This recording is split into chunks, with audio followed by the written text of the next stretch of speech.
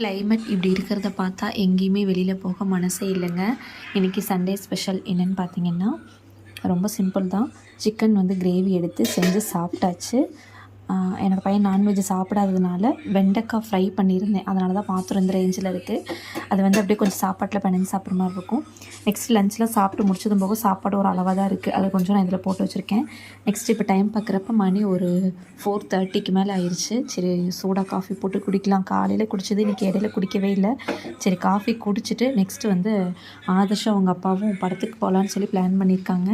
இவங்க பிளான் பண்ணியிருக்காங்க. ஆனால் வெளியில் மழை பெய்ய எதுவுமே தோணல. கம்முன்னு வீட்டிலே நம்ம இருந்துக்கலாம் அப்படிங்கிற மாதிரி தோணுது. ஆனால் இருந்தாலும் வாரத்தில் ஒரு நாள் தான் பசங்களுக்கு லீவு. அவங்க கேட்குற மாதிரி விருப்பப்படுற மாதிரி வெளியில் கூட்டிகிட்டு போகிறது தான் நம்மளோட கடமையாக இருக்குது.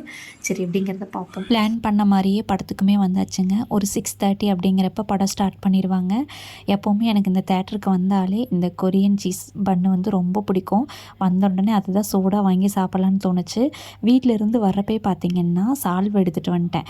ஏன்னா ரொம்ப குளிராக இருக்குன்னு எப்படியா இருந்தாலும் தேட்டருக்குள்ளே ஏசி போடுவாங்கன்னு சொல்லிட்டு சால்வை கொண்டு வந்துட்டேன். ரிட்டன் கிளம்புறப்ப சரியான மழைங்க. இந்த மாதிரி பிளேஸ்லாம் பார்க்குறப்ப அப்படியே மலையில் ரொம்ப சூப்பராக இருந்துச்சு. ரொம்ப ரசிச்சுட்டே மெதுவாக தான் ஓட்டிகிட்டு வந்துட்டுருந்தோம். எங்களோட சண்டே பார்த்திங்கன்னா காலையிலேருந்து வீட்டில் இருந்தாலும் ஈவினிங்க்கு மேலே எவ்வளோ தான் மழை பெஞ்சாலும் வெளியில் வந்துட்டு போனது ரொம்பவே ஒரு ரிலாக்ஸாக இருந்துச்சு. நம்மளோட மினி விலாக்லாம் உங்களுக்கு பிடிச்சிருந்துச்சுன்னா நம்ம சேனலை சப்போர்ட் பண்ணி சப்ஸ்கிரைப் பண்ணி லைக் பண்ணுங்கள். ஓகே ஃப்ரெண்ட்ஸ், பாய்.